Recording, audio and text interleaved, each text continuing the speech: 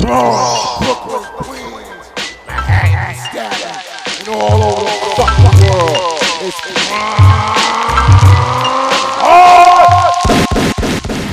This is Rough Ryders Radio, where real hip hop lives. Yeah. Let me play some music for y'all real quick.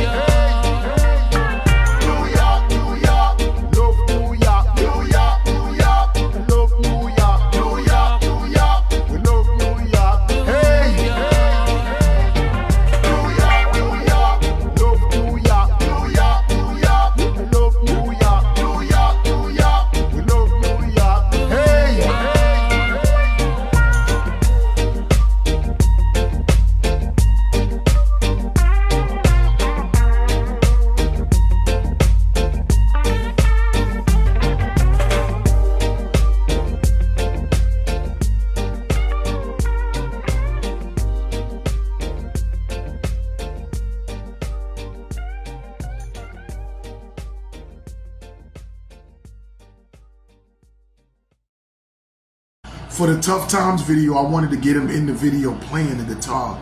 The video, the Tough Times joint that I got with my sons.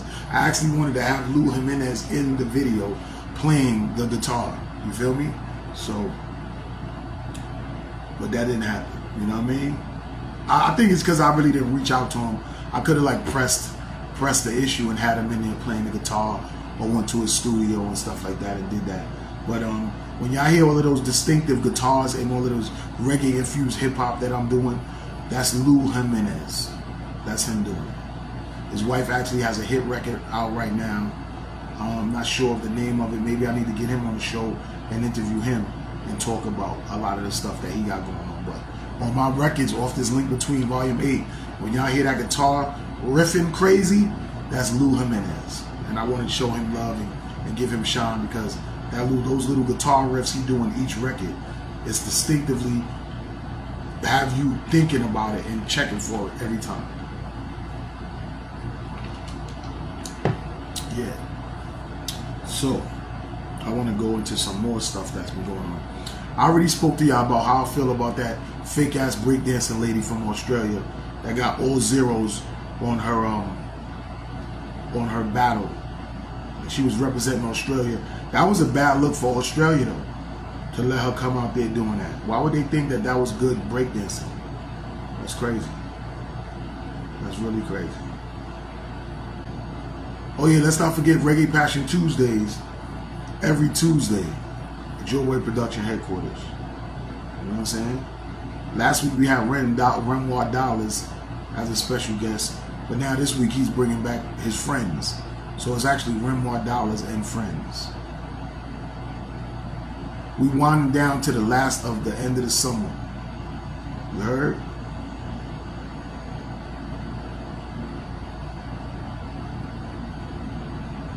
Some crazy stuff going on.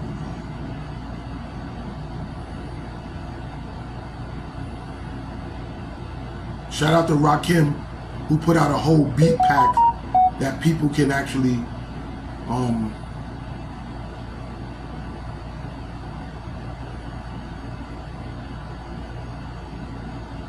that you can actually buy and have beats from Rakim and probably get a verse on it. Also, shout out to the Locks from doing Tiny Desk Concert. They bodied that shit. Salute to the Locks for being a very well-versed group.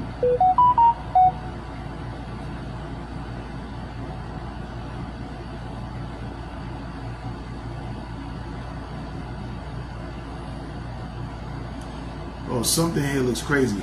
Scammers react after I turn on their webcam. I would like to go into that, but I'm not going to do that right now. Shout out to Glockaway Radio out of Philly. You know what I'm saying?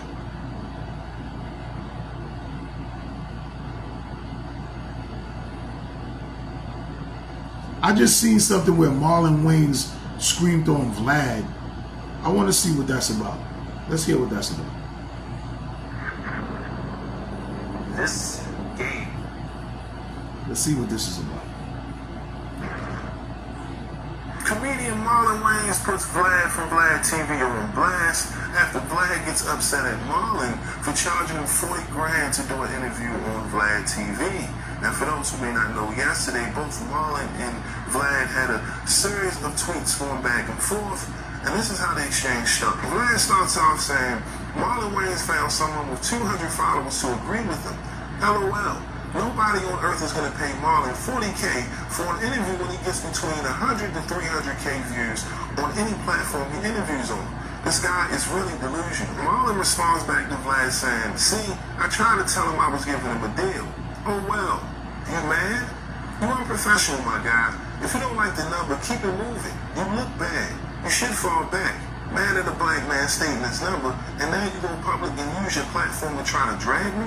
I never in my life dealt with this silly negotiating tactic. Vlad then responds back saying, not mad at all. I find all this amusing because you really think you're worth 40K for an interview. I said there's nobody on earth that will pay you that, and I've yet to be proven wrong. Throwing out a stupid ass number for an interview is unprofessional, my guy, because your interviews don't even make 5% of that on every platform you do. And bringing up race when there's no mention of it throughout all of our discussion shows how weak of a man you really are. Even 1 million views is about 5 grand. No way near the 40K he asked for. And he wanted 30% on top of the 40K. Like I said, delusional. Marlon then goes on to say, so yes, this has become about race. You're trying to turn us into crabs in a barrel. I see your angle now. I watched you play your hand. You want us to talk shit, beef and tear each other down while you sit back and make money. Meanwhile, you don't even show your face. Vlad then fires back at Marlon saying, not only do I show my face, but when I do interviews on the same platform as you, more than twice as many people watch. Here are the actual views from when we did the Breakfast Club 1 month apart. We reached your peak 20 years ago and have been on the decline ever since. There's nothing wrong with that, but you seem to think that this is still 2004. I've been dropping facts with actual numbers this entire time, and all you can do is play the lame-ass race card in response. So keep looking in the mirror and lying to yourself about who you think you are. The numbers don't back it up. Marlon then responds back at Vlad saying, "See, Vlad, this is the moment you've been begging for, and I ask you to leave me alone. Let it go. But you want to kick a bee's nest. You can't compete with me, bro. I am legend, and occasionally I'll come off the throne and spar with peons like you. Keep going. There's levels to this." Marlon then continues on by saying, "I see why you don't show your face. It's ugly. That ugly ass beard shit don't even look real. You look like you're in disguise. Shit looks like you take it on and off like some Mr. Potato Head shit. You're a culture vulture. We all know this, and I would tell all my people, don't F with you, period. Don't watch nothing you put out. You feed off dividing and exploiting black people and artists. You are divisive and bad for our community." Marlon would then pull out receipts responding to Vlad's comments, claiming that Marlon's career has been on the decline for years. Well, all right, we're talking about longevity when we're speaking on Marlon and his career. Okay, so of course in his tweet he says, "Listen, here's why your platform is beneath me. I am legend, bro, and that's just the beginning." Okay, Marlon then would send more shots at Vlad saying, "Listen, hey Vlad, how you go from this, then turn around and start looking like this?" Okay, turkey. Okay, so of course, come on, Marlon being the comedian that he is. So yeah, that's Vlad and Marlon Wayans going crazy on each other because Marlon Wayans asked Vlad for 40K and Vlad said that he's not worth that. You know what I'm saying? What do y'all think? You know what I'm saying? Say what y'all think in the comments.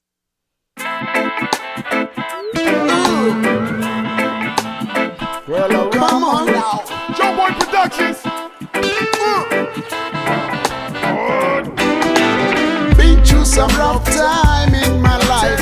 Been through some hard time through my life. Been through some wicked time. Hey, and when I'm looking in the mirror, I can see myself. Been through some rough time of my life.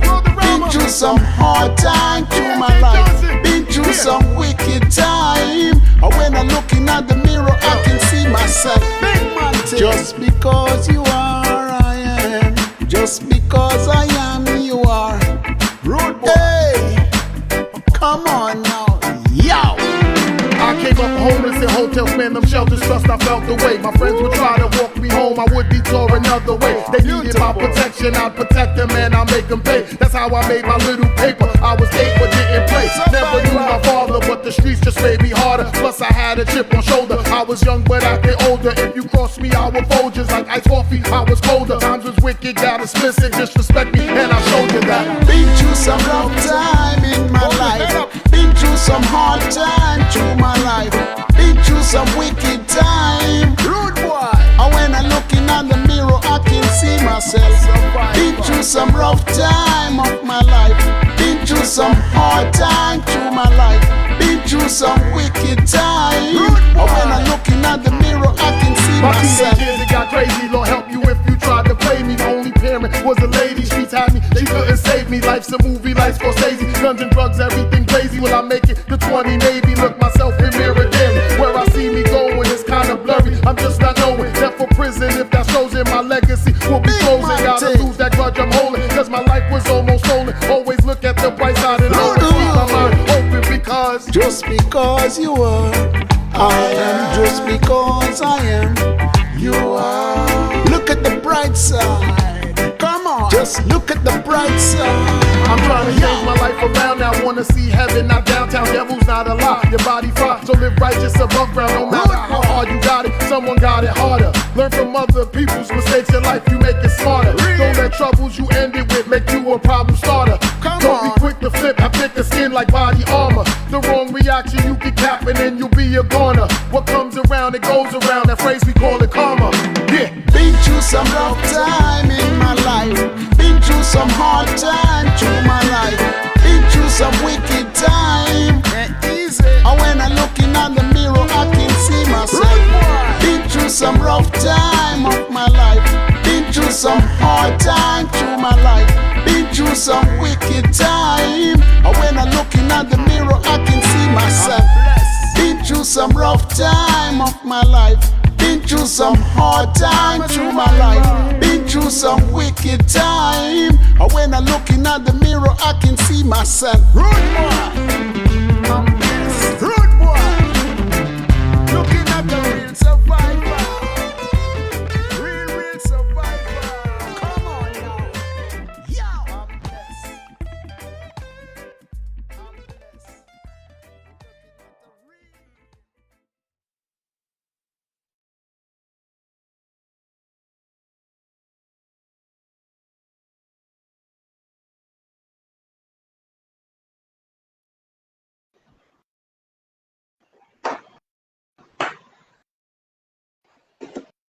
It's crazy. I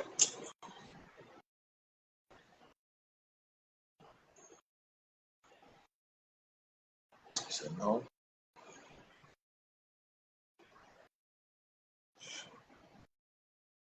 So I'm pressing accept, and I'm saying go live with you.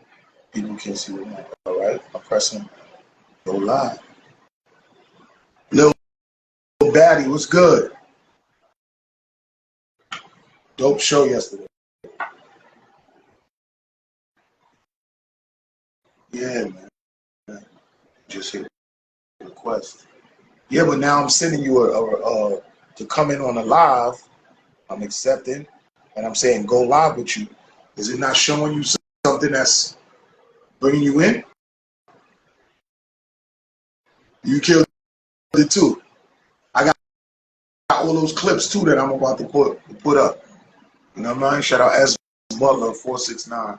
I'm trying to get my guest in here today. Let's see, we got invite to join. Yeah, Fly Tie, you was invited. You tried it, right? It says it is unable to join. It says something about you are unable to join. I think it's something on your settings or something like that. You got me? Hold up. Yeah, here you go. Ah. Can you hear me? Maybe. Yeah. That's what I'm talking about. You know what I'm saying? So yeah, we got Fly Tie on the live Grindhard TV podcast. For all y'all people that don't know, this is the man behind Chillin Records. You know what I'm saying? He's the co-producer of Mr. Magic's Rap Attack. That's actually, if you here, so you could definitely like dispel any myths or whatever that's right there. But that's actually the first hip hop radio show on ever. Am I not correct? You are correct. Can you hear me? Could you hear me? I hear you. Can you hear me? Yeah, I can hear you fine. All right, cool. All right, so like I was saying, you are the co-creator of Mr. Magic's Rap Attack, and that was the first hip-hop radio show that was on ever, correct? Ever. There was nothing before us. We were the only show on in the whole universe. So look, what I We want were to on a say, station called WHBI, which was a station you had to pay to be on. I think I remember that station, WHBI. You had to pay $50 an hour to be on the station. Yeah. And then after us, followed we were first. Then the world famous Supreme Team came. That was the next ones. That was C Divine, the Mastermind, and Just Allow the Superstar. But then they went on to make records, big records. They had Hey DJ, World Famous, and Buffalo Gal. What they basically did was took their radio show and made records out of it. Then we had then there was Jerry Bloodrock. Jerry Bloodrock went on to become the creator record label called Reality. His first artist was Dougie Fresh and Slick Rick with the show and Lottie Dottie. Right. Then you had Africa Islam. Africa Islam was part of the Zulu Nation. So and then later on came Half Pipe and the Awesome Two. That was like years later. I'm talking about like 1979, you know, was us, and maybe a couple of months later, world famous Supreme Team, Jerry Bloodrock, and Africa Islam. The Red Alert and them came like years later. They came came like 1984, somewhere around there.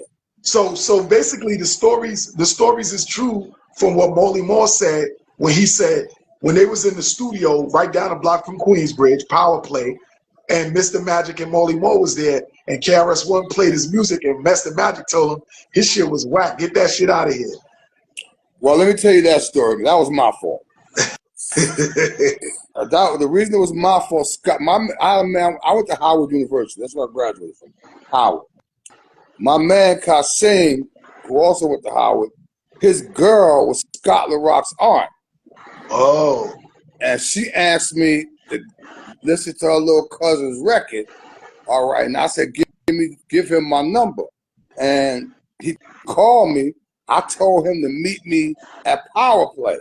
But I forgot to tell Magic and Molly, and I was late. Oh shit. So wow. You gotta understand. Let me tell you something about when you put records on the radio. When you put records on the radio, buddy, thousands of people be after you. Yeah. So Magic. I ended up being the one that put the records on because Magic was not diplomatic. All right. Him and Marley were in the studio doing a remix. There was a song called "Release Yourself." It became a big record. They were doing the remix, so that means we working.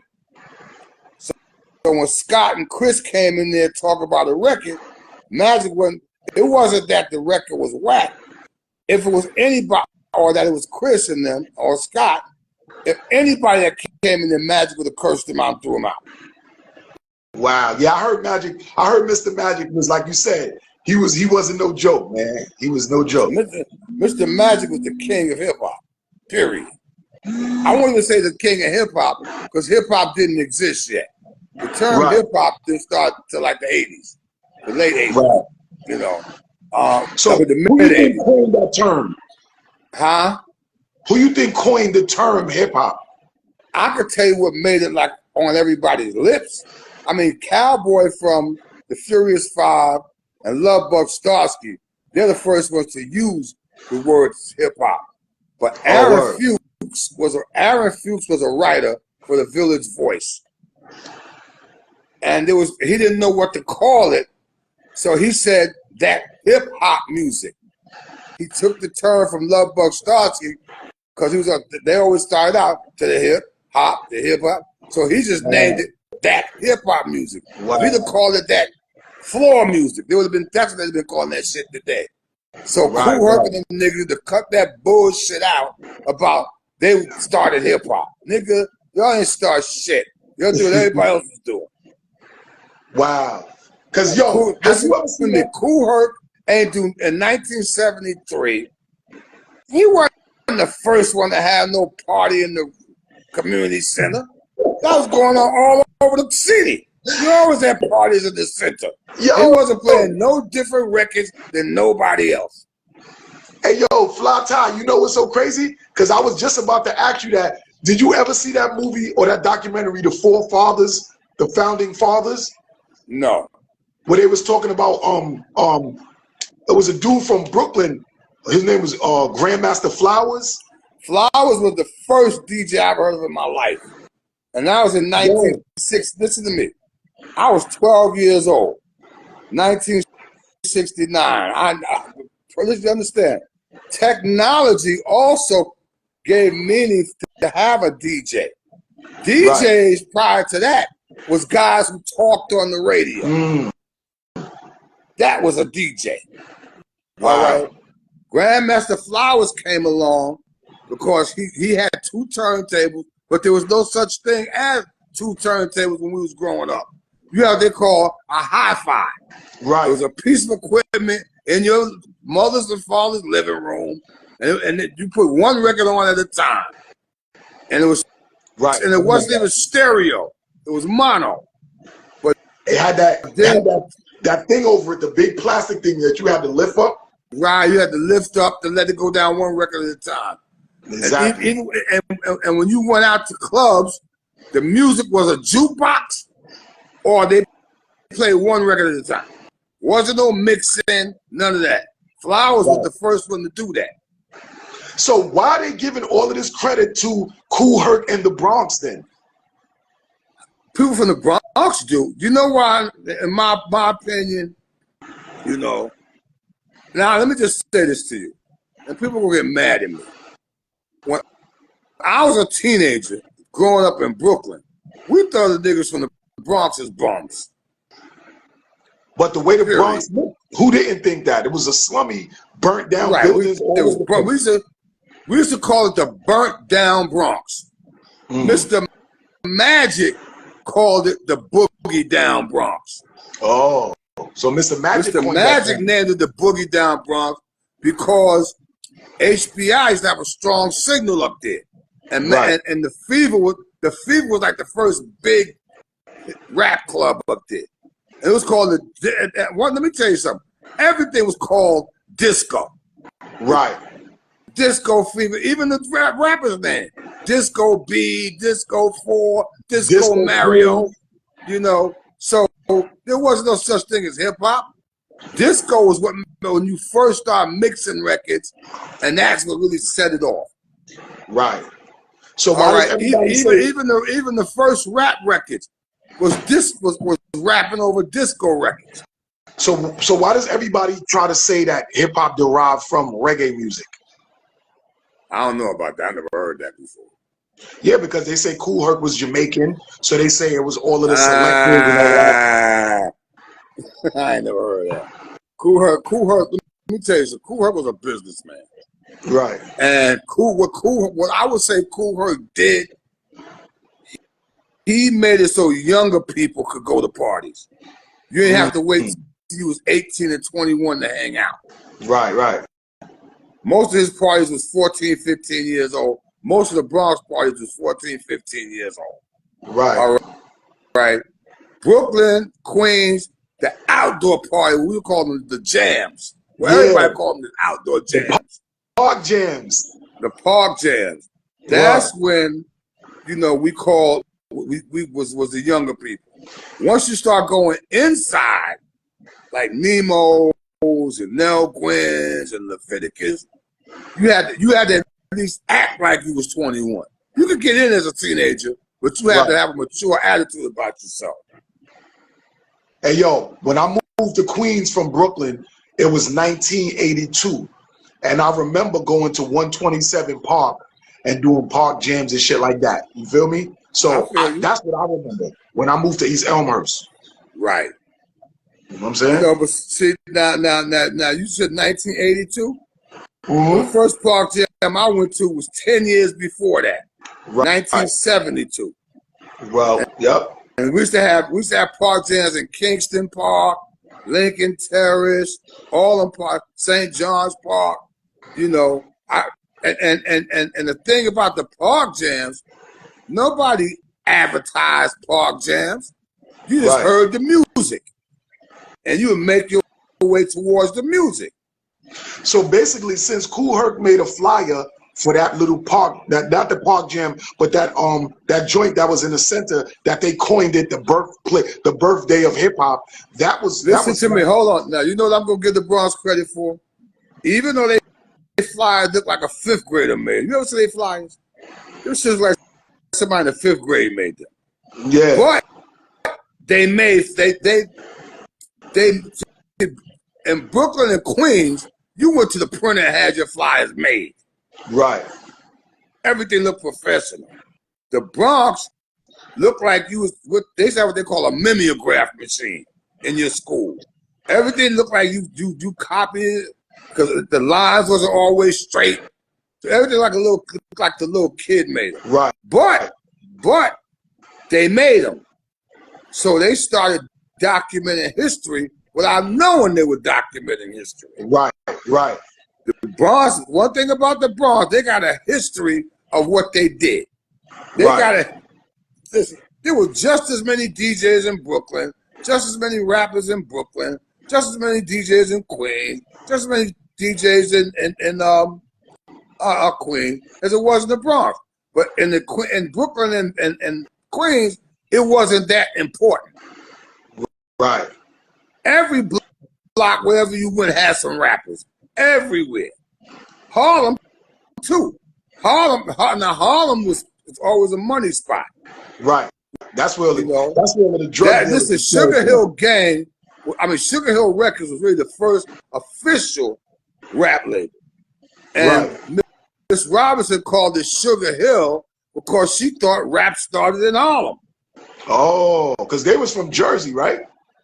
But she know yes, the label, but Miss Rob grew up in Harlem and Mr. Rob grew up in Harlem. Oh, okay. By the time see Mr. and Mrs. Robinson, Joe Robinson, they were already millionaires by the time rap came along. Right. Because they had the Isley Brothers, they had the Moments, they had the Blue Magic, they had everybody. Right. All right. So they already had mansions and stuff before rap came along. So it was easy for them. And Miss Robinson was like the big black business woman in the music industry.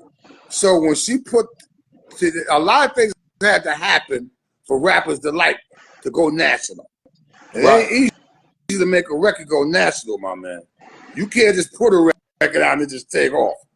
You got to have that there was a connections. You got to pay people. You got to do all of that. Miss that Robinson had been around like long enough that she could push Rappers Delight. All right. And you know, the original three that was supposed to be the Sugar Hill Gang was Grandmaster Caz, Love Bug Starsky, and Spoonie G. Wow. But they didn't like Cass last week. Huh? I just seen Cass and Melly Mel last week at Crotona Park. It was an event, summer stage. They always did. Every year. But they didn't want to call it Rappers Delight. They wanted to call it MC Wars. But Miss Robinson said, for the first record, we got to make it pretty. If you look at the Sugar Hill label, it looks like Candyland. Yes, exactly. Because Miss Robinson had been around long enough to know I have to make this pretty for everybody in this country. Everybody don't think like New York. MC Wars ain't gonna work. So when Caz, that's like I told you, Love Bug Starsky was responsible for the hip hop. That's why the first verse starts out like that. He was supposed to do that. Big Bang Hank's verse is Caz's verse. He spells it out. I'm the CAS and the OVA. He spells it out. Wow. And Master G was supposed to be Spoonie G. Whoa. Yo, you dropping some heavy bombs right now, bro. But what I'm trying to say, but Miss Robinson was a genius. Because she knew what it took to build a record label. Understand the kids were not, what we knew about a record label? Nothing. Right. I'm gonna tell you something else. I end up loving Mr. and Mrs. Robinson. I learned so much from them just when because they was involved with us because we were in radio. And we were the only radio show playing rap. Right. So they had to deal with us. But they taught me so much. When I made my deal with Warner Brothers, before I went out there, Joe Robinson came to my house and sat me down and explained everything, all the do's and don'ts. No matter how much money they offer you, Ty, do not give them your catalog. Before I got there, I don't care what they offer. Your catalog is your pension plan, and I got a pension plan. Oh, so you own a lot of the catalog then? Yes. From the records you're involved in. Yes. Could you name some of the projects that's yours that you own? Every album on Cold Chillin. Wow. So would you say that you own these masters? Did these guys sign their publishing over, or you just own the masters? Publishing and masters is two different things. Right. So you own the records. Listen. The person that owns the master is the person that paid for it. Right. When you go in the studio and you after it's finished, the person that's going to pay for it to take the tapes out of there, that's who owns it. Well, I own everything I've ever done. Right. Whoever pays for it, the person that owns it. Right. That ain't got nothing to do with the publishing. Publishing deals with writing. Yeah, because I heard most of the artists sold their publishing. Right, because record labels will say, okay, I'll give you $1,000 for every point you. I give you for every point you want. Every point you give me, I give you $1,000.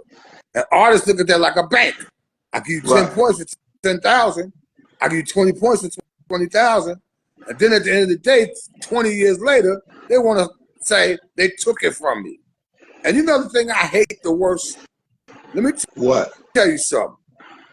Record contracts from independent labels, because that's where rap artists sign. Major labels weren't involved in hip-hop at first. Right. Every label used the same contract. You get this from Woolworths. Right. Wasn't nothing in Greek. So if you could read, you could read. If you could read, you could read. So when I hear somebody say, well, it took advantage of us because we didn't understand, nigga, you didn't understand what? The words?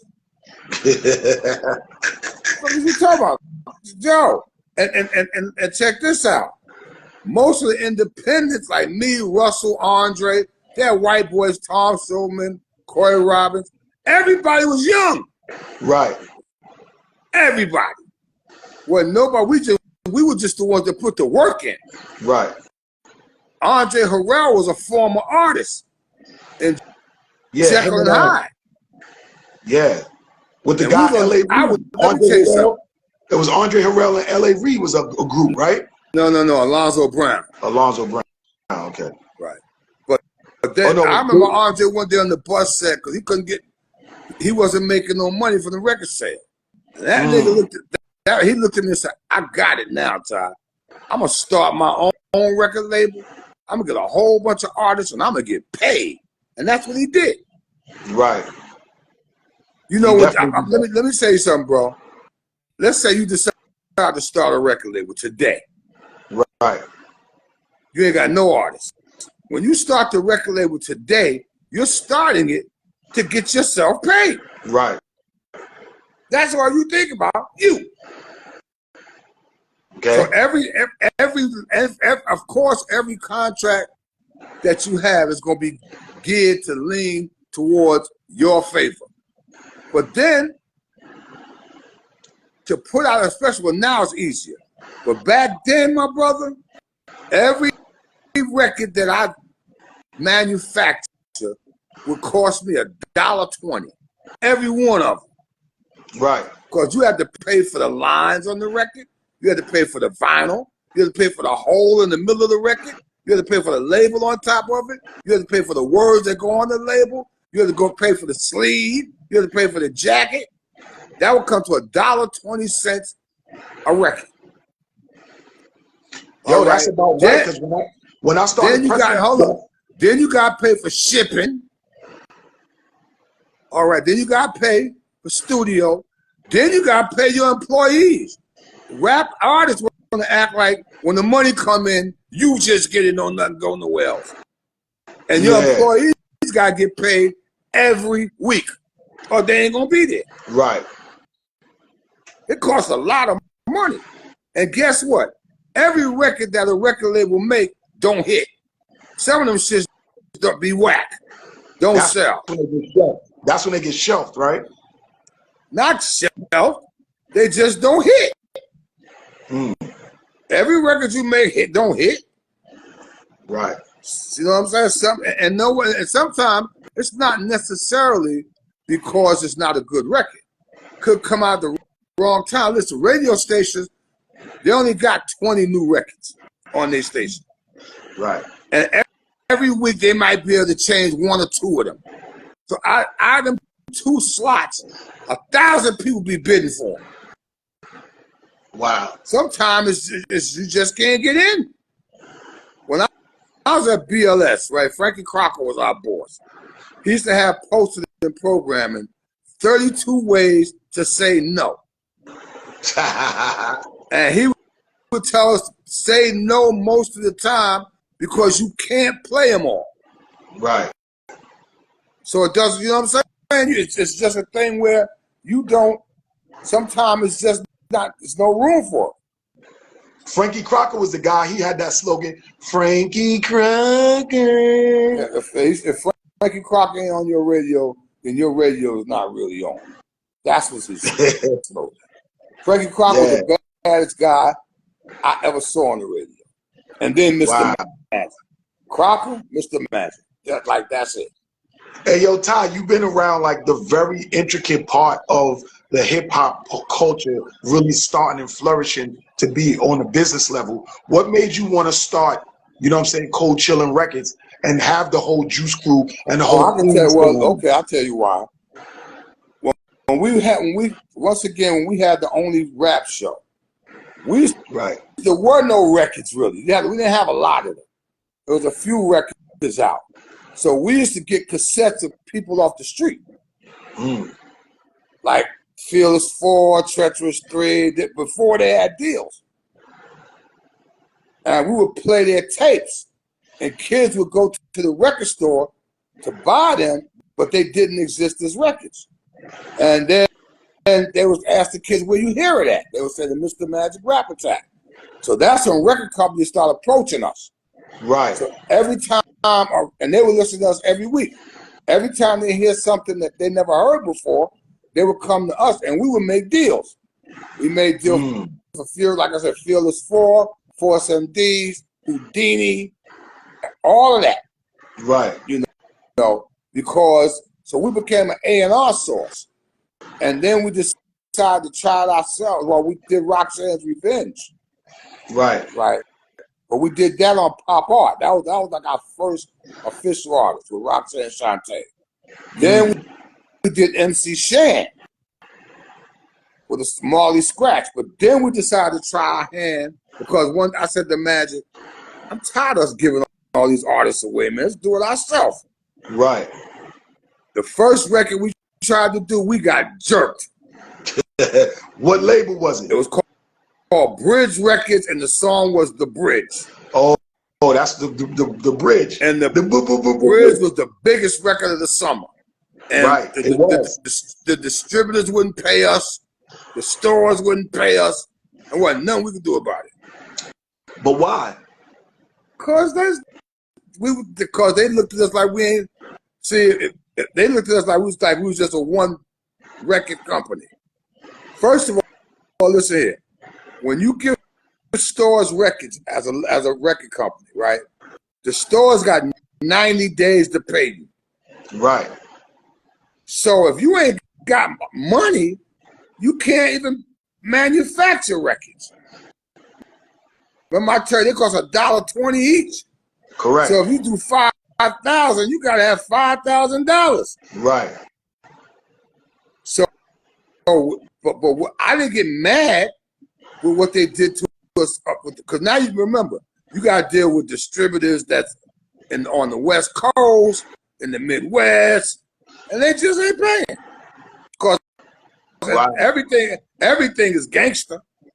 Everything. So you would practically have to go to these stores and practically demand your money from them in person.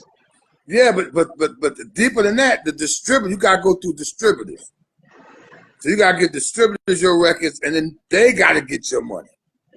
And then you get paid for them. The distributors are big companies, and they keep putting you, and they know you ain't got no money to sue them. So, but I didn't look at it as a negative. I looked at it as a lesson. Right. And I said, you know what we gotta do? We gotta have so many records that they gotta pay us. So I used to use what we call the carrot before the horse. We used to put out a lot of records. We put out Raw, Make the Music, we put out 5 or 6 records out at the same time. So we would say to all distributors, if you want this one, you gotta pay me for that one. Right. Smart thinking. So they would have to pay us for the, if you want to get this next one, buddy, and they want it because it's hot. Right. So that's how I lived. That's how we made it happen. We were but independent.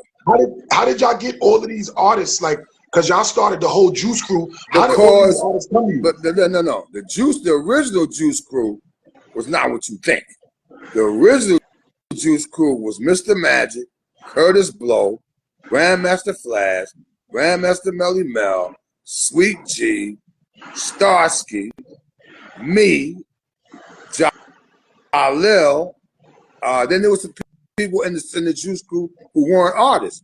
So we had Mandingo, we had Sal. So we had that's before Kane and Shantae even existed. They were babies. So y'all was a generation before them. Right. So then what happened, the Juice Crew that everybody knows is just the Juice Crew that made records together and was all on the same label. Right. The original Juice Crew was on different labels. And all the labels hated each other, the label heads. So they couldn't do records together. Wow. Which was foolish. That's crazy. So now Shantae became a part of that original Juice Crew. Shantae and Shan, they became a part of that original Juice Crew. Right. They got accepted. And then once they were in and, with Magic was down, then automatically Biz came, he became Juice Crew. Kane came, Craig G, Tragedy, all that became Juice Crew. So that was like the youngins that came up after y'all, that they was the ones that was the successors of all of y'all hard work and what y'all put together. Right. So then so we were killing them. And the one thing that Juice Crew had that nobody else had, the Juice Crew had radio. Y'all had Juice what? Crew could go in the studio, make a record, come out and be on the radio tonight. Nobody could do that. So y'all had the shit y'all had the market cornered. We had it cornered. We had the rap attack. And that was the Magic Rap Attack. Cause we all tuned into that shit back in the days. We all was waiting. Magic was on in 20 markets. Right. So he had to cover this. And if he did that world premiere, your record was gonna come on. Premiere. The world premiere. And we had, I see here where Glamorous says no females in the Juice Crew until Roxanne, Shantae, Glamorous, and Debbie D. Well, that's not true. The first female in the Juice Crew was Jiggalette. See? Jiggalette was in the original Juice Crew. Now, Glamorous was my baby. She was in the Juice Crew, but she was in that second tier. Jiggalette was made games females play back in 1982. So she was the first female in her and Paulette. Look at that. See? Paulette. See, look, you clearing up. See, look, oh, I'm sorry. That's like, I'm sorry. See, that's what I'm saying about having you on the show. There's so many different myths that people are speaking about in hip hop culture in the very beginning. And with you being on the show, you can definitely clear up some of the things because you were there. You were a part of it. You are the person that created a lot of this stuff. You know what I'm saying? Right. This is why I want you on the show so bad. You feel what I'm saying? Now, where are you originally from? Me, I'm from Brooklyn. Oh, you from Brooklyn? Okay. So, did you ever move to Queens, or you always was living in Brooklyn? I never lived in Queens. Okay. So, how did so many Queens artists become like the second genre of Juice Crew? Because Marley was from Queens. Oh, okay. Marley was from Queensbridge. Right. Remember the people we put down originally was from Harlem. Fearless Ford, Disco 4. We was uptown people. Cool Mo D was down with us. Fantasy 3. All that was Harlem. Right. Master OC. All that was Harlem. I got a question for you. Is it true that battle rapping started from Cool Mo D and Busy B? I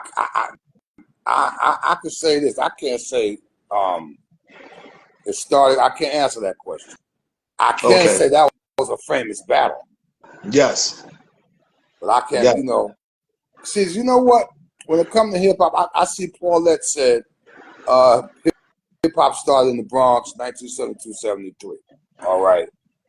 Listen, my only contention is that everybody did the same thing everywhere. You know what I'm saying? Right. You can't say to me that in the Bronx they was playing certain kind of music and Brooklyn wasn't. Right. You can't say that to me. Now you can say what I would say the Bronx took it more seriously. I would definitely say that. I got a story, right? I don't know. Do you know Hassan from Nightlife Entertainment? They called him Sonny back in the days. I'm not sure. Go ahead. Well, he got on my show because he's my OG from back in the days. He told me that the reason why the Bronx was considered as the birthplace of hip hop, aside from Kool Herc's Flyer, is because when Fab Freddy took one of the people, like I think from MTV or something like that, he took her to the Bronx. I agree with that. Listen, the Bronx. I don't want to dish nobody because I got a lot of people from the Bronx, but I want to say this: the Bronx, as far as white journalists were concerned, was the safest place. You said it was the safest place? Because how can I say this? The people from the Bronx respected white people. Brooklyn, if you came to Brooklyn, you was white with a bunch of equipment, they was taking that equipment. Period. They was gonna rob you. Right. You know what I'm saying? Harlem might too. Harlem gonna try to set you up some kind of way. Straight up. Harlem gonna try to con you, something like that. Yo, it's funny you say that, Flata, because Mace and Cameron just was online the other day on their show talking about how Big L was trying to set up Mace a whole lot of times. Yeah, I can believe that the Harlem was known for that. Yeah. Harlem was known for trying to con you out of shit, manipulate you out of shit. Brooklyn was just to get robbed. Listen to me. Remember I tell you the world famous Supreme team?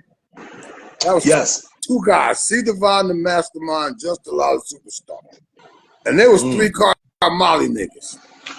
Them niggas that be on the Ave doing this with the cards with the right. And they had #1 records. Wow. You never heard of them performing nowhere. You know why? Why? They was the type that get the deposit and don't show. Or show up they be there and they get the money and leave out the back door. Wow. The world famous Supreme team, if you gave them this choice, I'll give you $1 million and you can leave. And you said the other choice was, but you could con that guy to $10,000. They're gonna take the con. Wow. Conning you is in their blood. You know, so or robbing you. One time they had an interview at BLS. When I was working at BLS. Who was at BLS? They had a Japanese crew. They stole all their equipment. Yo, that's crazy. The Bronx was more, cooperative. That's the word I want to use. Right. They were more cooperative with white people. That's why they were able to do Wild Style with them. But they were more cooperative. That's what Sonny said. He said when they was going to do Wild Style and all of these different documentaries on it, Fab Freddy would take them to the Bronx. So that even coined it more to make and people the Bronx kids, think about this. Even with the flyers and the parties, the Bronx kids would do something just to be able to be on the other side of the rope. Where the so-called stars are. You wouldn't have to give them no money. Right. Just put their name on the flyer, they doing it. Brooklyn ain't going for that. You got to pay them. Harlem, you got to pay them. The Bronx, all you had to do was tell them, I put your name on the flyer. And they put 30 names on the flyer. And all your name was on the flyer, you was happy. But they were young too. They were young. Everybody 14, 15, 16 years old. You know, and they wasn't thinking about money. So look, I was also, before you came on the show, I was talking about that girl from Australia that was breakdancing in the Olympics and how she got a score rating of 0. Did you happen to see her routine? Well, listen. I can't judge breakdancing, but I could judge that shit. All right. It's like I was saying, how could they even have her up there? That's what I said. That was to me disrespectful to breakdancing. It was disrespectful to breakdancing, and it was a smack in the face to their country to represent a genre of something in the Olympics with her looking that amateurish. No. See, to me, it's listen. To me, it was making fun of breakdancing. It was saying, this is the shit they be doing, rolling on the floor. Yeah, it was kind of like a disrespect. But you know, This is a sign of disrespect.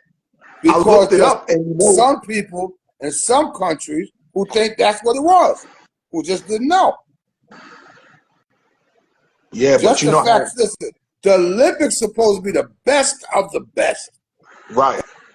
In whatever sport. You see, you see ping pong, you right. know they the best of the best. Hell yeah. Hell yeah. All right. You see the people that shoot the crossbow arrow, right. They're the best of the best. So if you put that girl from Australia up there breakdancing and she doing that, you thinking that's the best. Well, and she got like, what type of garbage is this? Her scores was 0. And I did some research on it. And her and her husband was on the head of the committee to have the level of contest. Wasn't Crazy Legs there? I don't understand why he wasn't there. I thought he was there. Nah, I don't think they had him there as a judge or nothing. Oh wow! How could you have breakdancing and the judges not be from New York? You ever heard of the guy named Trixie? No. It's a guy named Trixie. He said he's the one that coined breakdancing. Like he started it. He's a guy. Listen, you know what? I don't like to get on who started what, because I like to say, if we're going to call hip hop would be the combination of rap, DJing, breakdancing, and graffiti. The 4 elements. All right. I would like to say it's a phenomenon that started in New York City. Because graffiti, I remember people doing that when I was in junior high school in the 60s. And that was before breakdancing and hip hop. That was before everything. All right. Then came breakdancing. Now breakdancing was definitely not Brooklyn. Right. It eventually became Brooklyn, like in places like Bushwick and East New York, because Puerto Ricans lived out there. Right. And the Puerto Ricans was doing breakdancing.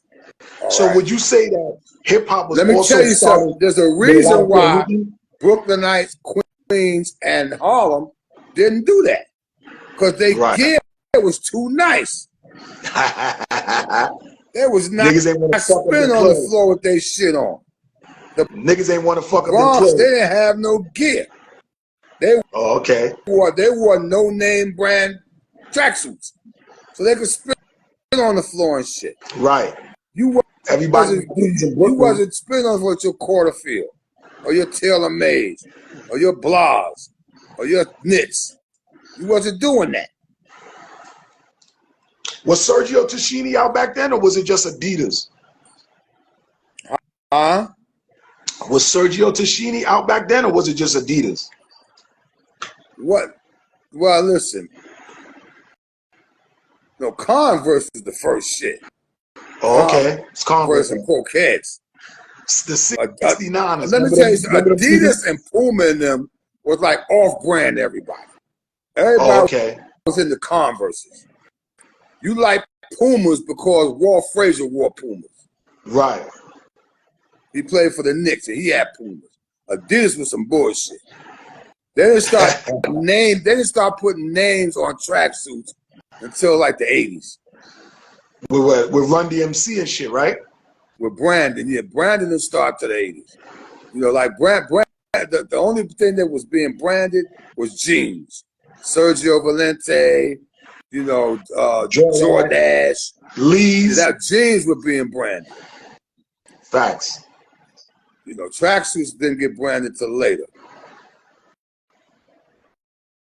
Somebody said Fly Ty, the first independent CEO out of Brooklyn, the first Brooklyn CEO on the independent. Let me think about that. Wait a minute. I don't want to accept some shit ain't true. Let me think about that. First independent CEO from Brooklyn. That ain't gotta be true, y'all. I would say maybe the first rap label. Oh, okay. Because there were labels long before me from Brooklyn. Hey, yo, Ty, you being a part of the first hip hop radio show and that first click, because before there was Wu-Tang or any of that, the Juice Crew was the first Wu-Tang was signed to me too. Oh, yeah? Wu-Tang is babies. Wu-Tang don't come to the 90s. Because you know, I had Jizza, RZA, and ODB. I had all three of them. Yeah, those are the three cousins right there. I had all three of them. You know, so they're related to the Force MDs. That was their big cousins. The Force MDs used to be Force MCs, right? Dr. Rock and the Force MCs, yes. Right. They got some big records as R&B singers, though. Let me tell you how the Force MCs became the Force MDs. Me and Magic saw them by the Staten Island Ferry. They used to do this sing-songy type of rap. All right? But their performances was dope. Now, people don't say this. Force MDs bust Cold Crush ass in a battle. Bust they ass. And I don't care what Cold Crush say. Force MCs bust their ass. All right. Anyway, Magic took them to Tommy Boy. During a break in the studio, they was just fooling around singing. And we was like, oh, shoot. They could sing.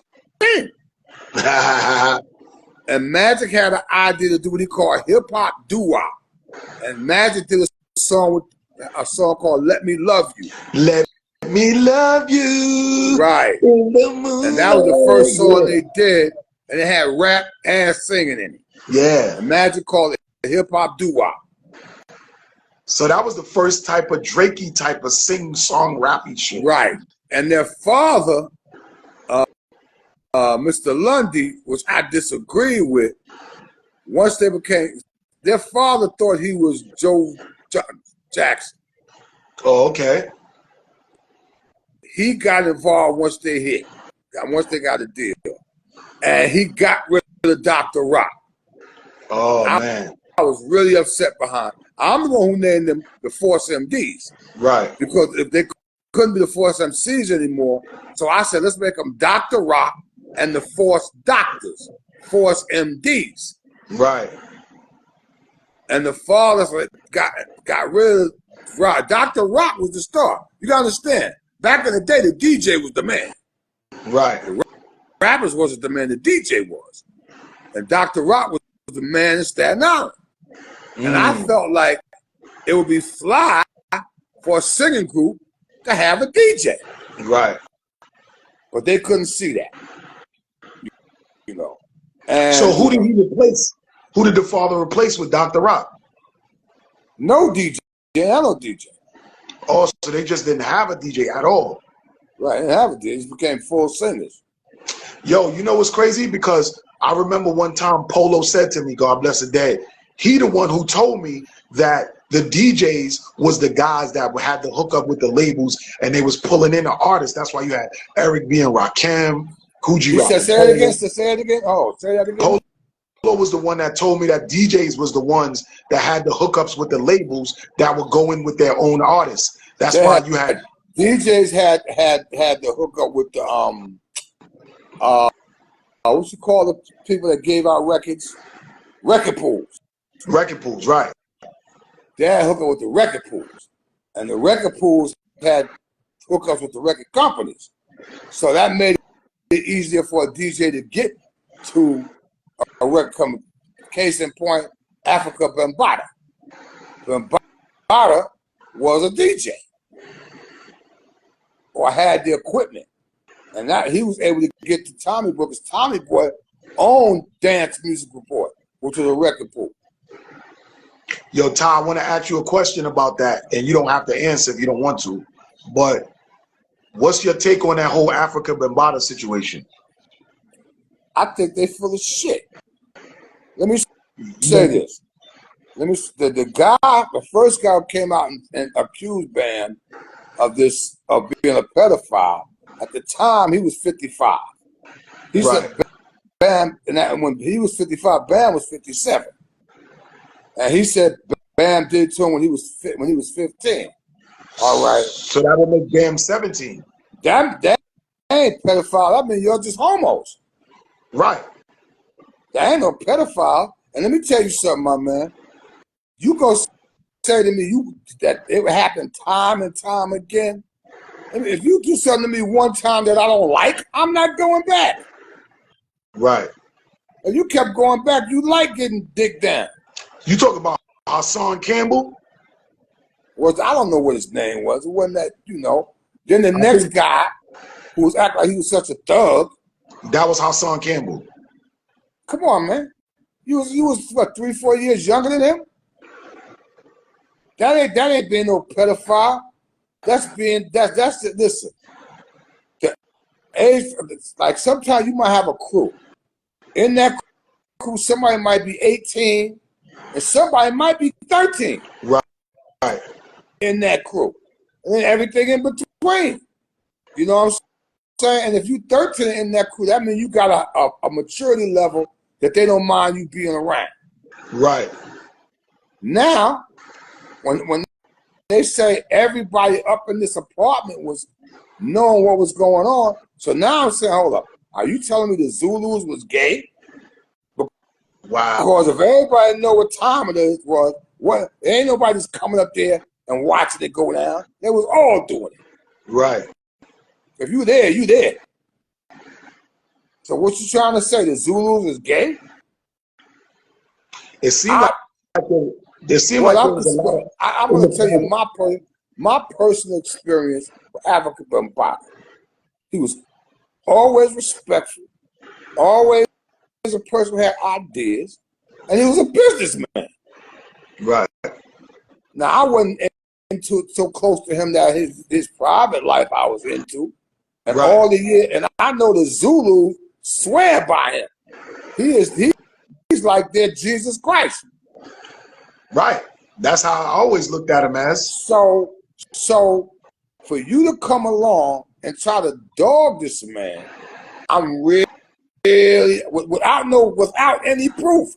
So we live in the age of accusation makes it true. Right. No proof. Just saying he did it. You know what I'm saying? I can't go for that. I only go by what I know, and I've been knowing Bam. And when I say know him, I'm gonna say an acquaintance. I've been knowing him for 40 years. And in 40 years, he never did nothing slick. He even let me know he was gay. Yeah. Benny Medina was gay. He did slick shit. Will Smith did slick shit. Do you know that show Fresh Prince of Bel-Air was supposed to be MC Shan? I heard a lot of stuff MC Shan was presented to MC Shan, but his attitude. Listen. They were recording, they were taping that shit. But Benny Medina, the executive producer, him and Quincy Jones, another faggot ass nigga. Fuck him too. They turned Tevin Campbell out. They need to go to jail for that. Anyway, They tried that shit with Shan, and Shan cursed them out. Right. Naturally, he didn't get the part. You know. So that's what Will it was about. Smith, listen. It wasn't about his attitude. Some people, huh? It wasn't about his attitude. It was about he wasn't trying to get down with the swirl. He wasn't trying to get down. And you know what? There are some people like that. You know, of course. Even let me tell you something. Now I watch these girls. Let's take Russell Simmons. These 13 girls said he did whatever. All right. I know all 13 of them. Y'all better not ask me to testify, because I know why y'all got down. You can't wait till you get 50 to say he did that. You was down with it. Yo, whatever they did, you went there over and over and over again. You was up in Russell's house doing whatever they was doing up there. So don't come back talking about, well, yeah, he did this to me. Yeah, but you was down. 50 years later, they try to say that shit. And Russell, one thing about Russell Simmons, he ain't no rapist. Now the nigga will promise you he'll make you a star. I ain't gonna say he ain't gonna do that. He'll say that, yo, baby, come here, I'll make you a model. He'll do that. Right. But you know what? You ever heard of Big Les? Yeah. All right. She from East Almost. You can have Big Les had character. When they offered her some shit like that, when the producer of a video offered her, yo, do whatever with me and you could be down, she was appalled. Right. And cursed him out. See, when that point comes in your life, female, male, whatever, you got a choice to make. Right. Well, am I gonna do this for this part, or am I gonna be a lady and be presentable to my and be able to walk with myself and lift them up with myself? Big Les chose to say, I'm not doing that. You understand? I remember Big Les. You can't do it. And then, you know, and then 50 years later, because every woman, I've been in this game a long time, and I try to tell every woman, don't do anything for your body, because eventually you're going to age out. Right. Because the age of the woman don't change. Right. It's going to still be the girl in her 20s, except you're not going to be in your 20s, maybe 30s. Yep. So when you get, so if you're gonna give somebody some pussy, pardon my expression, or suck somebody dick, after a while, you don't look the same. Exactly. And power people, and guess what? You got women in power positions to do it too. Facts. A lot of women was taking advantage of dudes as well. Yeah. Dudes and women. Yes. You know, you want this deal? You gotta come do this. You know. So Ty, I got a question for you. I found out that when y'all was popping, really popping, a lot of girls used to just come to Queensbridge to hang out, just to meet like MC Shan, Molly Moore, possibly you. Shan's first wife got him like that. Wow. Terry got him like that. Terry used to come to Queensbridge till she found him and found his grandfather and me. And I was kind of guilty of being responsible because she asked me, Shan's girl was Synovia.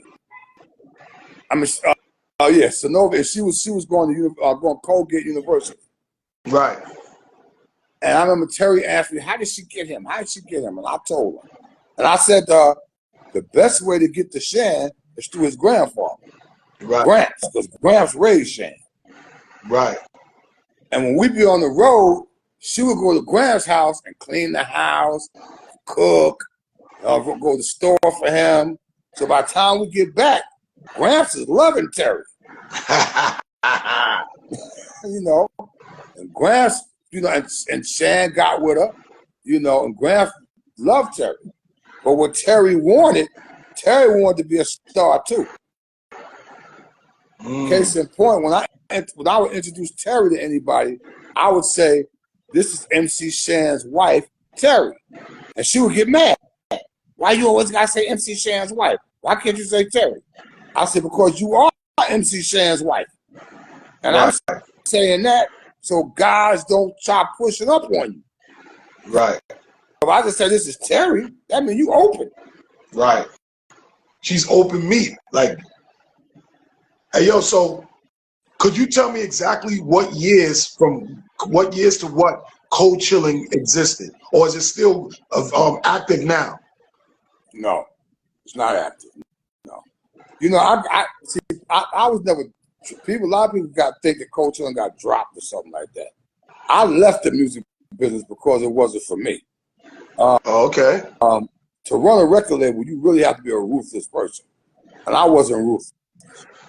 You can't fall in love with an artist because eventually you have to drop them. Right. And when everybody was telling me to drop Shan and Shantae, I wouldn't do it because that was my original two. I'm not getting rid of them. We could find something. We could make a record, whatever. But everybody was, you know, when Wu-Tang and Kid Capri and all them start coming through, I start getting them. Everybody was saying I need to concentrate on them and get rid of Shan and Shantae. Matter of fact, I created a new label for Shan and Shantae called Living Large. Right. You know? But I wasn't going to get rid of them. And like I said, you have to be a really ruthless person. So, and then when Mo Austin was the chairman of Warner Brothers, when he retired, the East Coast took over. And they wanted me to sign an insurance clause, and I wouldn't do it. The insurance clause said basically, if any of my artists die, then Warner Brothers and me would get paid.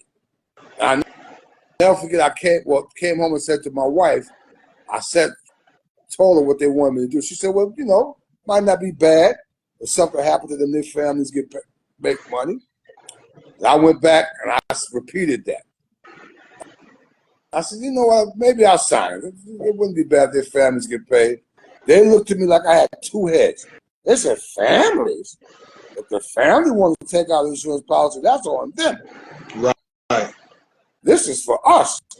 So I said, you think I'm going to ask Big Daddy Kane, Uzi Rap, Roxanne Shante, MC Shan, so forth and so on, to sign something that says, if they die, me and you get paid? And you know what they said to me? We don't need their signature. You already got them. We just need your signature. So basically nowadays, with a lot of rappers getting killed, then that would be wonderful for labels to have life insurance policies. Not just nowadays. You think Suge Knight ain't signed that shit? Hell yeah. You think Puffy ain't signed that shit? Of course they did. They even So went out when they there and got trying to say somebody Biggie and Tupac made up that East Coast, West Coast bullshit, the first East Coast people on the West Coast was us. Right. Long before Puffy. And we was down with everybody.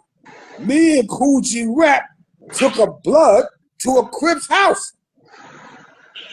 Yo, I ain't gonna front, Ty. Like, Cold Chillin Records was the first label of some real dope lyrical MCs from our area. And y'all well, did you know what? Listen. For you to be down, you had to be at least as nice as the last. For you to be down with us, I'm gonna tell you something else you might not believe. I never signed an artist from a demo. Ever. So what you signed the artist, what made you feel an artist to want to sign him? I would say, if you came to me saying you could rap, I would say, rap. And if he was good, he had a deal? If you was good, you got a deal. If you made me go, oh shit, you got a deal.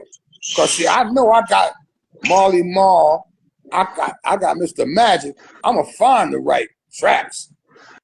Right. And it's going all I need to know is you can rap. And it was going to go right on the radio. Right away. I got a caller calling in right now. I got Annie Hardknock Life TV and Radio. She got a question for you. Yo, Annie, what's your question? Well, I really don't have a question. I really just want to say I appreciate what you did back in the days. I'm 49 years old. I'm still a youth at heart. You did it. I appreciate you letting the world know that this is a dangerous game, and if it wasn't for you and you stepped out, because you really made what hip hop is today. You made it fly. You made it look good. And you made it sound good, and I love you for that.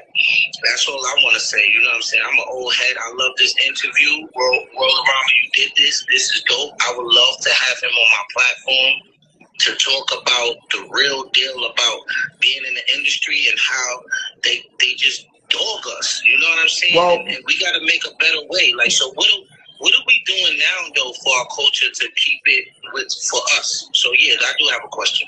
How do we get around that demonic part of the game? I use demonic because I'm a minister, so but you know what I'm saying. you hear up? You know what? Can I say something? In my opinion, it all starts with home training. You're not gonna do what you're not gonna do. All right. Everybody doesn't have home training, so they deal with the demonic part of it. Everybody doesn't look at it as something that should be a character builder. Most people look at it and look at if think about today, the people that everybody revere the most are the ones with the most money. Right. When I was coming up, teachers had teachers. You looked up the teachers, you looked up the lawyers, you looked up the doctors, you looked up the ministers. All right, character people, because you didn't look up the number runners, number bankers, and drug dealers. They have money, but you didn't look up to them. Right.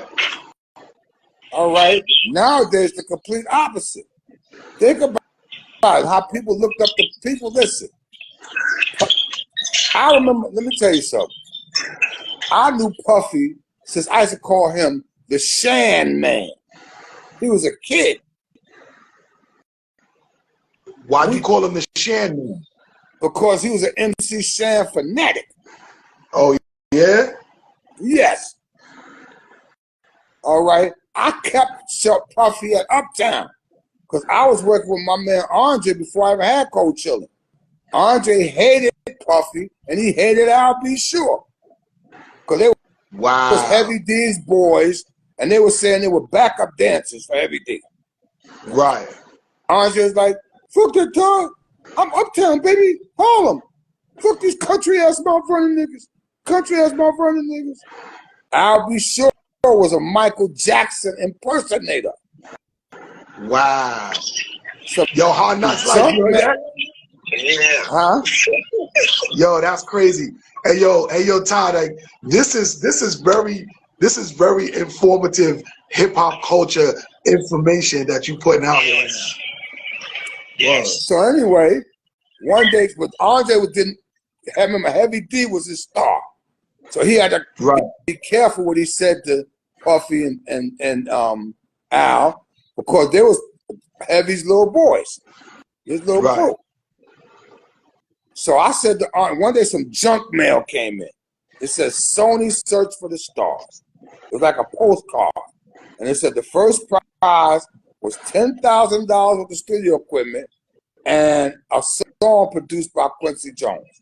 I said to Andre, put him in this. When it doesn't work, you can tell Heavy you did everything you could. He can't come back no more. I had no idea that he would win, but he won. Wow. And he was on Uptown Warner Brothers. Heavy, now Puffy got the name Puffy. How? First of all, let me tell you, it wasn't because he was a tough guy that people call him Puffy. Okay.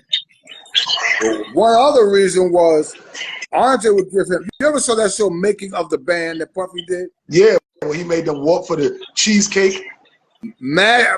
Andre used to do the same thing to him. Oh, word? Yes. because Andre was trying to get rid of her. Andre was sitting down and have his lunch, and Uptown started out in Brooklyn, and the Gowanus. And the only way you could get to Junior's was the cheesecake spot. You had to walk like 20 blocks. Andre would sit down and have his lunch and tell Puffy, go get my cheesecake, and you better be back by the time I finish. And he would do it. And he would do it. He was just doing exactly what was done to him. Exactly. Puffy didn't have it easy. Puffy did not have it easy. So how did all of this gay stuff come into play with them? Like what somebody? See, now when they talk to listen, I said that I knew Puffy at 16 years old. When you talk about that gay stuff, that's in like 1986. All right.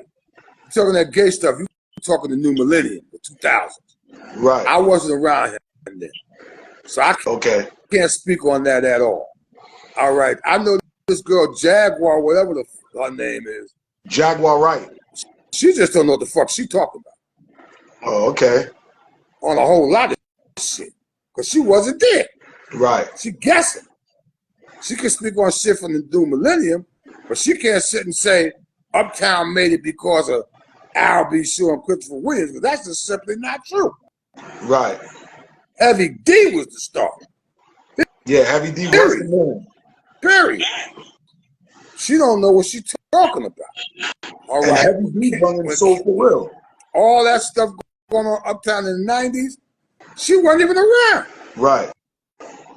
I was there because listen, the three biggest cats in hip hop was me, Andre Harrell, and Russell Simmons. Right. And the three of us were roommates. People don't know that. Right. Me, Russell, and Andre were roommates in Left Rack City. We had y'all was in Left Rack. We had, my man, we had one room, not one bedroom, one room. We had a pull-out couch and a pull-out chair. I sleep on the pull-out chair. Russell and Andre slept on the pull-out couch. Y'all made it happen. And we started, that was with the birth of Cold Chillin' Uptown at the Def Jam. The birth of that. You think about that. So three young cats with a dream. 3 labels was formed: Def Jam, Cold Chillin', and Uptown Records, and y'all all was roommates in one room. One room. Wow. And guess what? At the time that we were in that one room, you couldn't tell us we wasn't the shit. Word. This is amazing. Hey, yo, Annie Hard Knock Life got one more question. Yo, Annie, go ahead. What you was gonna ask? Okay, so yes, so this is amazing. 3 icons. Y'all didn't even know y'all was gonna be icons. Y'all had an idea, and y'all individually. Well, y'all still friends, like doing y'all thing. Like everybody starting their own label. Wasn't any kind of friction. Because now. Okay, let me tell you when we started. Remember, I had radio. Andre was an artist, Dr. Jekyll. Dr. Jekyll and Mr. Hyde. Right. And he became an account exec at a station called WWIO. We were selling time. Russell was always a promoter, giving parties. All right. And then he had just become a manager. So he had Jimmy Spicer and Ruff and Curtis Blow. And Curtis Blow, right. Right. That's who we had. All right. They were the two hottest. Jimmy Spicer might have been a little hotter. But like I said, and so Russell could get his records played because I was putting them on. And he was y'all was people's, you was his roommate. Right. You now was I will tell you this, as time went on and our labels developed, we had what I would call a friendly competition. Right. Right. Okay. We had a friendly competition. All right. For one thing, we were able to sample each other's stuff. We just charged each other $1. Wow. I sampled Def it'd be $1. He'd say on me it'd be $1, Uptown $1. That's what we charge. I was like that trading places shit where y'all just bet each other for $1. Right. All right. And one funny thing, we had the 3 hottest rappers at one time, right? And we used to have, once again, friendly arguments. And Orange would be like, yo, Heavy D, girls, they love him. And then Russell would say, what? If LL lick his lips, girls go crazy. And I would say, I got 3 words for you. Big Daddy Kane. Whoa. So, you know, we accept. Now, I'm going to tell you the difference between me and them. I didn't hang out with them everywhere. Right. All right. My crew was my crew from Howard, and I grew up with them. They stayed my crew. Right. All right. I didn't, you know, I didn't go to Nels all the time, and I wasn't hanging out with all them all the time. I mean, I would go, but I wasn't going consistently like them. Right. All right. And I had a way, if you call me Fly Ty, then I just, you know, you ain't know me. Because nobody I knew from way back ever called me Fly Ty. What would they call you? Tyrone, T-Bone, Ty. That's it. Right. They never said Fly Ty, girl or guy. All right. Wow. Right. But so, and I never, ever, ever, I take that back. I have maybe 1 or 2 girls from the industry that I went out with. I'm sure you got some pussy out of this game because you was real popular back then. Nah, money. Nah, no. If I went out with you, you were signing checks. Oh, okay. I wasn't messing with. If I'm messing with you, you signing. I wasn't trying to bring nobody up to my level. I was trying to find, like Cheryl Sutton was my girl. You know who Cheryl Sutton was? I heard of her before. Yeah. Cheryl Sutton's father was Percy Sutton. They owned WBLS and 20 other stations. Oh, wow. That was my girl. All right.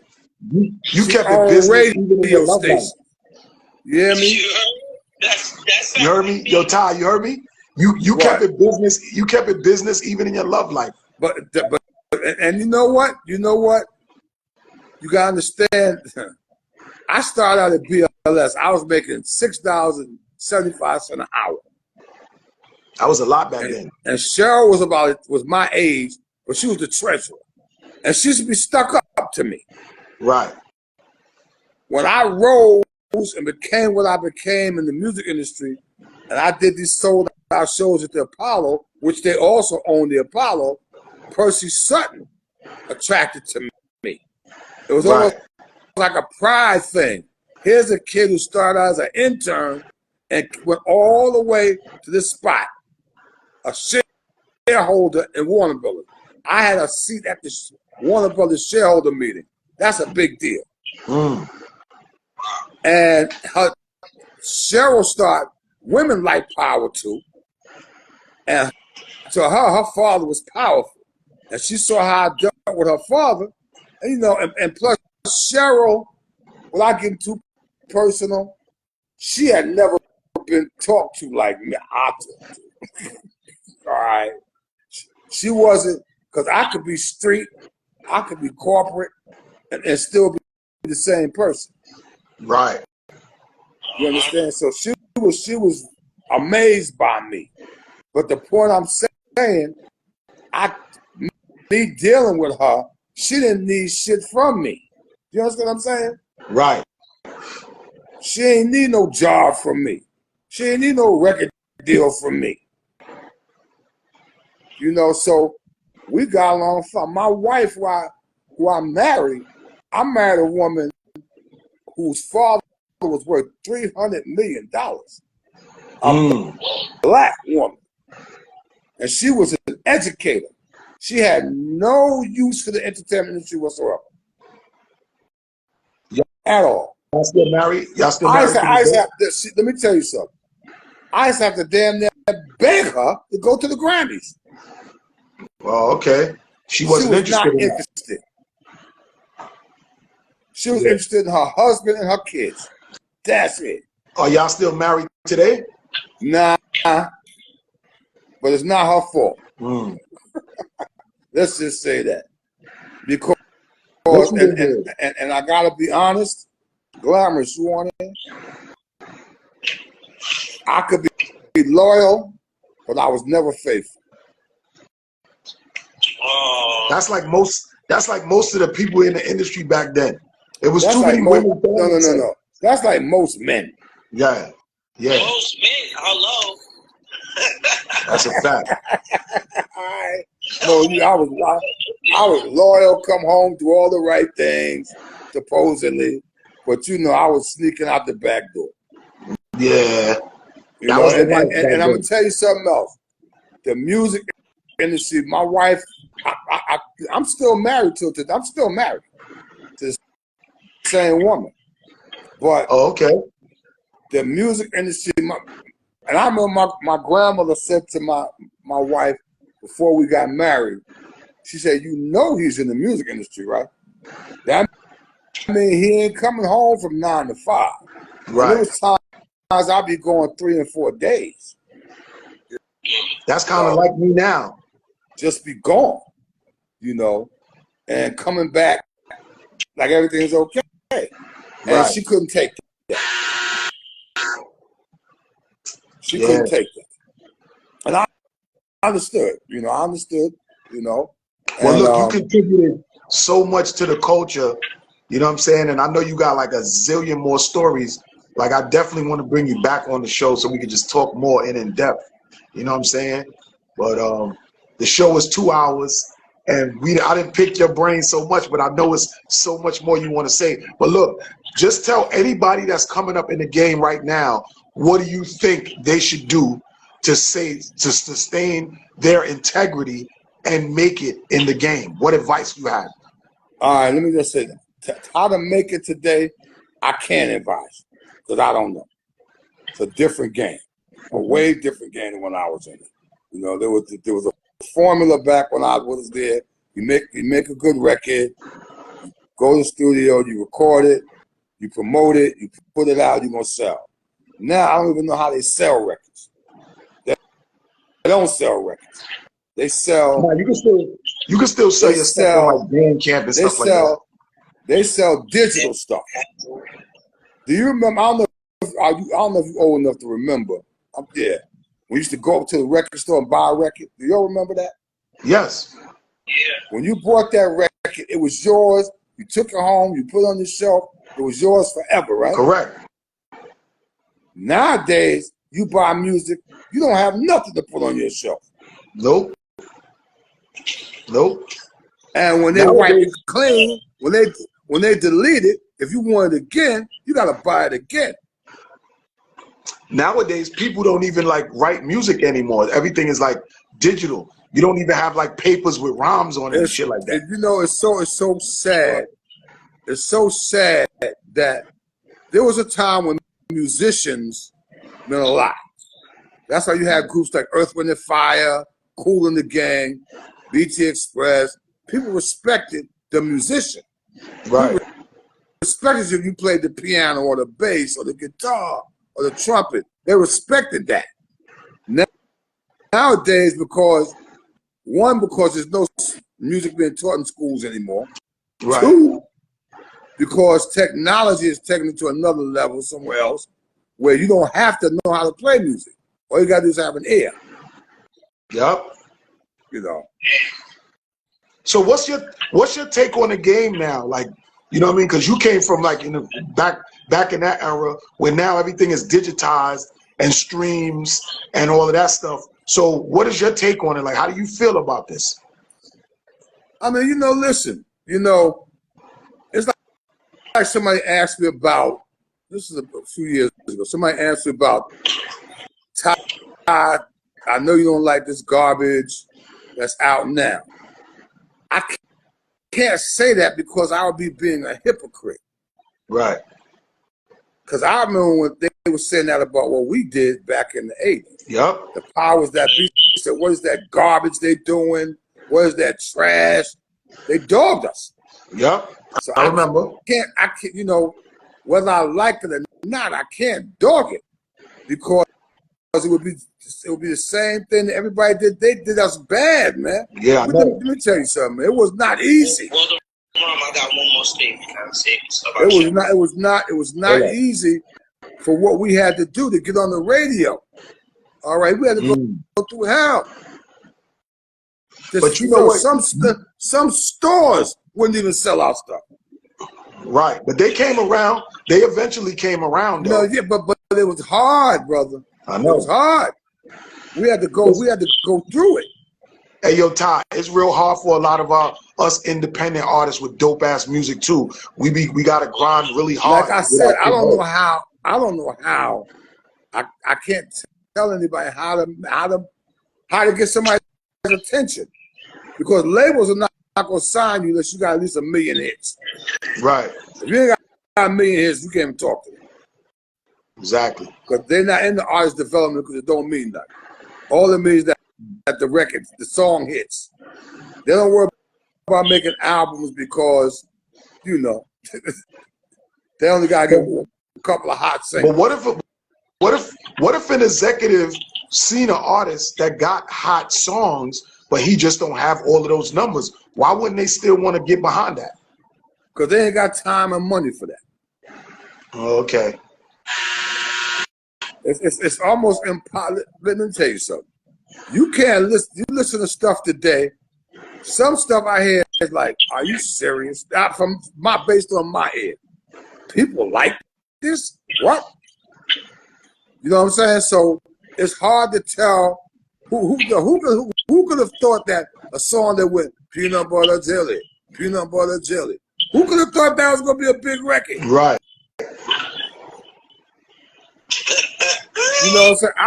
I remember Sylvia Rome called me, because I have a youth program I was called Brooklyn United. All right. It's a marching band, but over the years, we've actually sent over 1,200 kids to college. And Sylvia Rome called me because she know I deal with all these kids. She said, Ty, what do the kids do? Well, how do they choose their music? She said, we'll spend $500,000 on a video and get 10,000 hits. And a kid will make their video in their kitchen and get 10 million hits. How we compete? You're right. So I'm at the thing where I can't really tell you. So would you say you would get back into the music industry? Never. He said never. Never. But you still eat off of your catalog though, right? Well, that's 40 years old. Do you think Hip Hop 50 brought a resurgence back to a lot of the pioneers of the game, like yourself, Big Daddy Kane, and all these artists from back then? Okay, let me. I'm gonna answer that with a question. You ever heard of Count Basie? Yes. You ever heard of Duke Ellington? Yes. You ever heard of Sarah Vaughan? No.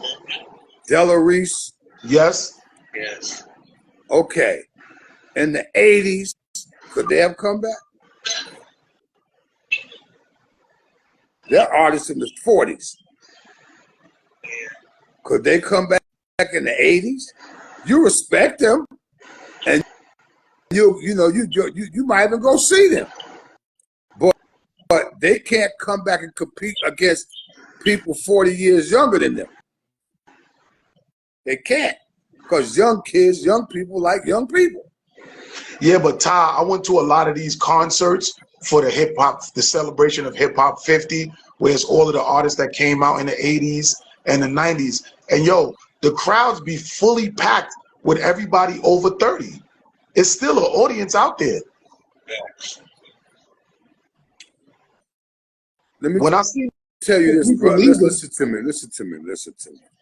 Pay close attention. There's an audience that talk a lot of shit, but they ain't spending no money. Yo, I ain't gonna front, Todd. The Madison Square Garden, Barclays, them shits was packed, bro, and everybody was older people in it. Listen to me. That's once a year, once every 2 years. I'm talking about consistently going to the store, buying records. People that have records out, artists have records out, artists have albums out, but they ain't selling. Right. Because this audience ain't buying. Got you. And this guy's funny. He put, what? No saxophone. But she said, what? But it's hard. It's hard. You know, I'm not saying nobody could make an album from this who came out in the 80s. But it's difficult just based on attrition, based on timing. You know, we want to say, with me, I would teach, like I teach our kids all about our past artists. All right. When you hear our music next to new stuff, I went to a club in DC. One of my kids owns a club in DC. One of my marching band kids. One of the biggest clubs in DC, all like 2,000 people. I went there about 5 years ago during Howard's homecoming. Every record I heard, I never heard it, but the shit sounded good. Right. And when they tried to play old school joint, it didn't fit. Right. It didn't fit. You know what I'm saying? It didn't fit. So, all right. So yeah, you could do it. Plus, let me tell you something else. When you talk about, now when you say old school, who are you talking about? I'm talking about like the shows that I was going to was having like EPMD there. You know what I mean? Rakim. Okay, let's talk about this. Okay. Grandmaster Caz was coming out. Let's talk about their audience. Their audience is going to be from 55 plus. Right? Right? It was looking like that's the age limit that people was there. It was like 40 and up. Okay. 40 and up. They ain't doing this to me. They ain't going out after 10 o'clock but so many times. Right. 10 o'clock, they're in the house. It gotta be. It could be one function, like I said, a year. They'll go somewhere. But that same audience, when they was 19 and 20, we went out every weekend. Yeah, it was. And stayed out all night. Facts. I'm still doing that now, and it's taking a toll on me. When I used to go out, I didn't even start getting ready to after 10. Back in the day. Now, I'm coming back by 10.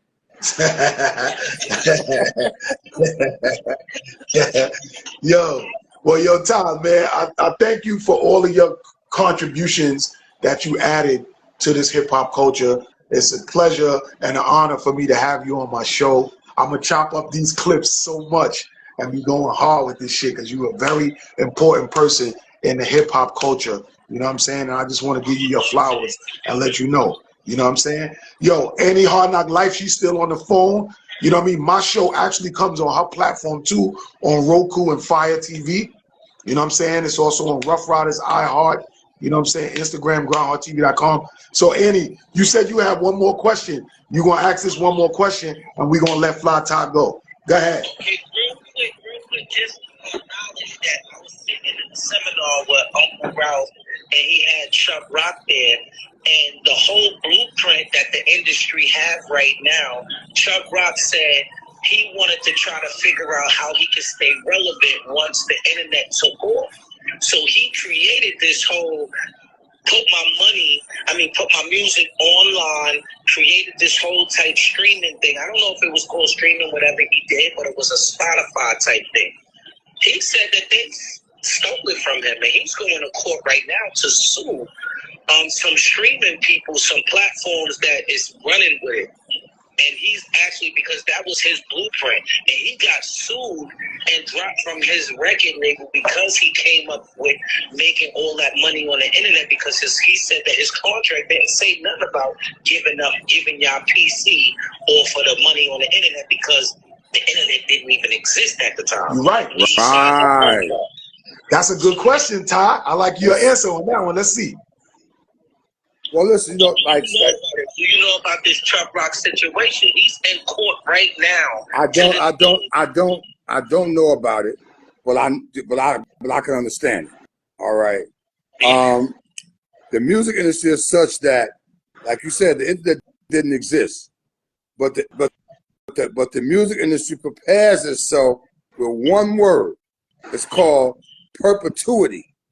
Right, perpetuity. I heard that. All right.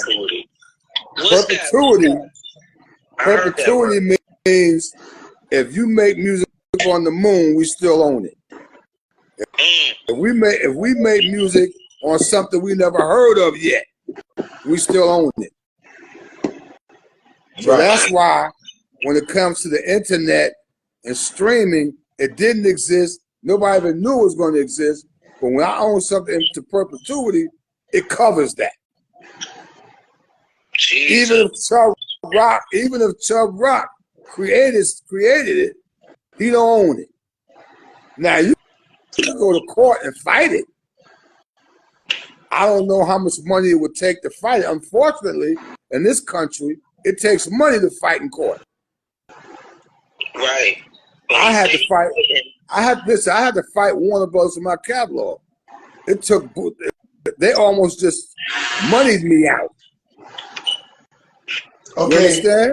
Hey, yo, Tom. Because the meaning of perpetuity is a bond or other security with no fixed maturity date. See what I'm saying? Yeah. There's no fixed date. So that means forever. Forever. So how could so really it should be illegal to say I got you into perpetuity. Yeah, it should be illegal to put that in a contract. How that's crazy. Somebody make a deal with you and say into perpetuity? How can somebody say that?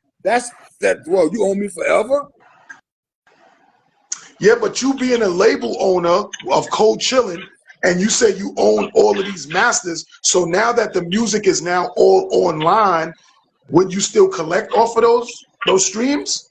The master, yes, absolutely, yes. Yeah. The master, right. So that's the master, right there. But no, I own that. I bought that. Oh, okay, right. I'm saying, but guess what? I don't own Big Daddy Kane's till perpetuity. Right. I can't say you can't do shit without me. But you get paid off the streams off of that music. But so does he. Right. Okay. I'm gonna tell you this right now. Every one of my artists sold me their publishing. Every one of them. They all sold you their publishing? Every one of them. Wow. How come? How did you do that? Your personality, your real to being authentic? Because when they want money, I told you earlier, you get them $1,000 a point. So that's like a bank to them. So they'll come back and say, I give you 30 points, you give me 30,000. Right. Oh. That's I gave everybody 10 years ago, I gave everybody their publishing back. Everybody. Do you have a mentorship program? I'm sorry? She said, do you have a mentorship program? Well, not as far as music is concerned, but through Brooklyn United. Brooklyn United is a program we have kids from 8 to 18. It's a marching band, but we also do education, homework, and like I said, since 2002, we sent over 1,200 so-called at-risk kids to college. Most of them graduated. So how do we get in contact, World of Rama, to be part of this? You know I want to work with the youth and stuff like that. Well, you know, basically look up BrooklynUnited.com. It's very easy. BrooklynUnited.com, y'all. BrooklynUnited.com is the organization Google it. affiliated with. You can Google it. Well, Brooklyn United. Just Google Brooklyn United. Because as a church member at my I go to Love Fellowship Tabernacle, and one of the people in the sound team, I work on the sound team for Bishop Hezekiah Walker, so he does the marching bands and stuff like that. He's real good at that stuff, so I'll pass along the information to Chris and see, how we can volunteer, help out with the youth and stuff like that, because I'm heavy on that. Facts. So that's good. This was great. I appreciate this. Hey, yo, Fly Time. Yo, Annie Hard Knocks. Everybody, listen. I have to run. I don't know. We went over. We actually went over on the show, but I couldn't not get all of this information that you was giving us. You know what I'm saying? Like I told you, I'm here with an old friend of mine who's in a hospice situation. Definitely. So I got to get back to him. All right. Fly Time, appreciate you for coming on my show. In the name of Jesus. Amen.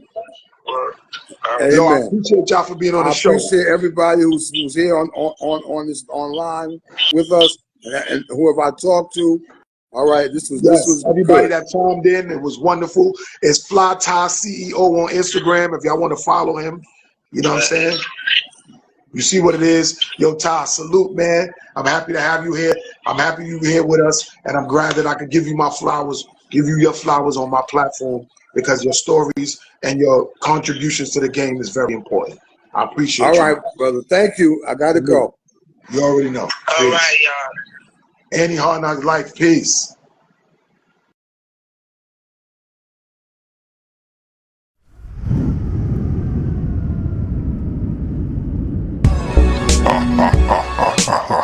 The boogeyman's back.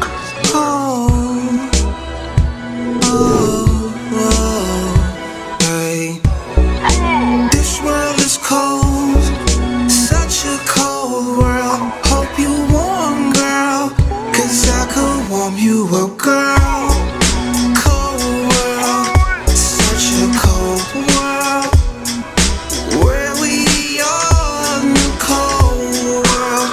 Hey, cold world, just a cold world. Oh, cold world, just a cold world. People tell me that I'm cold, but I'm really only Arctic. Abominable, I'm bombing on you if you start shit. You wanna see me heated, get me started, cause I pop quick. And when the beast comes out, there is no doubt that you can stop it. So stop it, the clock ticks, I waste no time on bullshit. You really need to know if you pull slow, then I'ma pull quick. The chrome blick, the full clip, the follow you hollow tips. You keep running your mouth and that's my words, you will swallow it. That's what you get, I flip the script, you run your lips, cause you a snitch, you little bitch. You broke no gyps, I back and rip, get yourself in. You on the list, no one will miss your body laying in the ditch. You been disclosed, you decompose, you sold your soul, now don't you sit, bitch. This world is cold, such a cold world. Hope you warm, girl, 'cause I could warm you up, girl. Cold world, such a cold world. Where we are in the cold world. Hey, cold world, just a cold world. Oh, cold world. Come on. Just a cold world. On your mark, get set, ready, go, steady flow. Better know that this world is cold. You the one that sold your soul. You the one took off your clothes. You put that dick in your hole. You went there to suck a pole. Now you said he was too old. Claiming virginity stole. Blame game infinity stone. Saying you should have been shown. Mainly you wanna be grown. Outside you should have been home. Tucked in with mommy alone. Fuck the industry strong. Now you just pass her along. Look at P. Diddy, he wrong. So bad you wanna be owned. Illuminati rule your mind, soul, and your body. That shit you don't really want. Cat Williams said it in song. Take heed when you have been shown. Forever you will be scorned. Gone.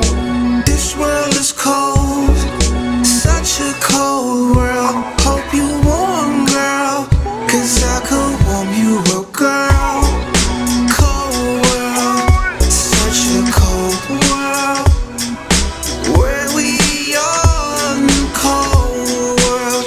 Hey, cold world, just a cold world. Oh, cold world, just a cold world. People tell me that I'm cold, but I'm really only Arctic. Abominable, I'm bombing on you if you start shit. Abominable, I'm bombing on you if you start shit. People tell me that I'm cold, but I'm really only Arctic. Abominable, I'm bombing on you if you start shit. Abominable, I'm bombing on you if you start shit.